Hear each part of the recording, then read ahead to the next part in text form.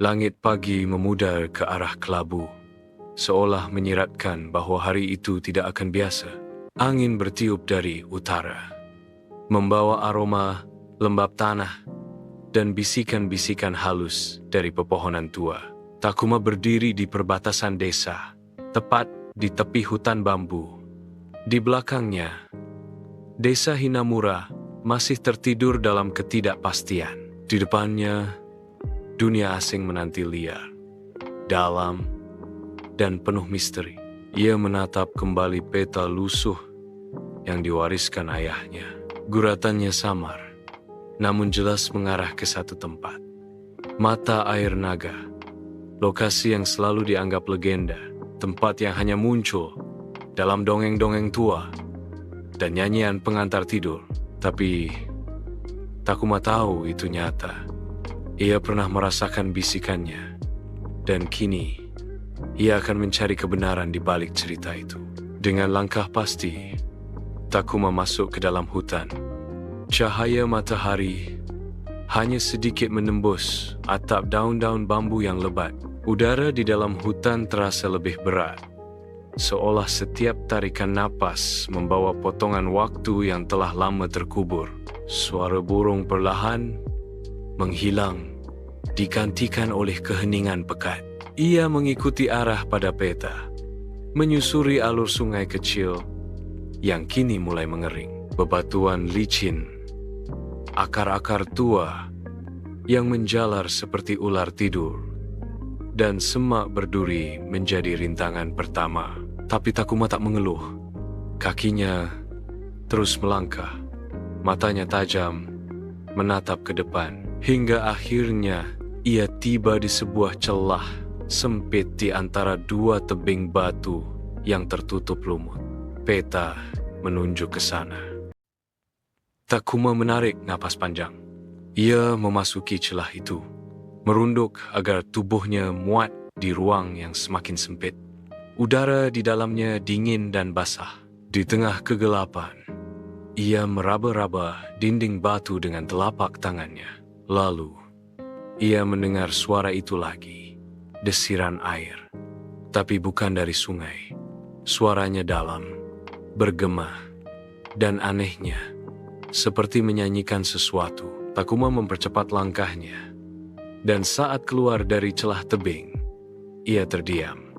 Di hadapannya, terbentang sebuah lembah tersembunyi yang luar biasa indah. Pepohonan yang belum pernah ia lihat menjulang tinggi. Daunnya berwarna biru keunguan dan bercahaya halus. Kabut putih melayang-layang rendah di permukaan tanah. Dan di tengah lembah itu, terdapat sebuah kolam air, sebening kristal yang berpendar lembut keperakan mata Air Naga. Namun ia belum sempat mendekat saat tanah di bawah kakinya mulai bergetar. Dari balik pepohonan muncul sesosok makhluk raksasa, seekor ular naga berwarna hitam berkilau, dengan mata merah yang menyala seperti bara api. Tubuhnya melingkar mengelilingi kolam, seolah menjaga rahasia kuno yang tak boleh disentuh. Takuma mematung. Nafasnya tercekat. Makhluk itu tidak menyerang. Ia hanya menatap Takuma. Dan entah bagaimana, Takuma merasakan bahwa makhluk itu sedang menilai dirinya. "Mengapa kau datang ke sini, manusia kecil?" Suara itu tidak terdengar di telinga, tapi langsung di dalam pikirannya. Takuma menelan ludah.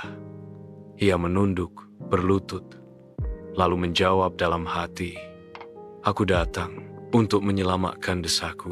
Aku bukan orang kuat. Aku tak punya apa-apa. Tapi aku tidak ingin melihat desa ini hancur. Meskipun mereka membenciku, aku ingin membantu." Naga itu mendesis pelan. Angin berputar mengitari lembah. Kabut bergetar. Keberanian tanpa dendam. Ketulusan tanpa pamrih. Kau berbeda dari manusia kebanyakan. Tapi, satu pertanyaan terakhir. Apakah kau siap kehilangan segalanya demi menyelamatkan mereka yang tak peduli padamu? Takuma terdiam. Lalu dengan suara lirih, namun penuh keyakinan, ia menjawab, "Ya." Tiba-tiba cahaya dari kolam memancar kuat. Naga itu membuka mulutnya, mengeluarkan butir kristal kecil berwarna biru muda dari lidahnya yang bercabang. Ia meletakkannya ke tanah di hadapan Takuma. Ambil ini, air kehidupan. Tapi ketahuilah, ini bukan hadiah, ini ujian pertama. Cahaya sejati hanya akan bersinar di tengah kegelapan terdalam. Takuma meraih kristal itu dengan kedua tangan. Begitu ia menyentuhnya, tubuhnya diliputi energi hangat yang menjalar ke seluruh pori-porinya. Pandangannya kabur sejenak, namun saat ia kembali sadar, naga itu telah menghilang. Hanya kolam yang tersisa dan ketenangan yang menakutkan. Takuma menatap kristal di tangannya. Ia tahu ini baru permulaan. Jalan ke depan masih panjang. Namun kini, ia tidak lagi sendirian. Ia membawa harapan dan bagian kecil dari keajaiban yang mungkin bisa mengubah segalanya. Dengan langkah perlahan namun pasti, ia berjalan kembali ke arah desa. Dan hutan yang dulu hanya diam untuk pertama kalinya mendoakan kepergiannya.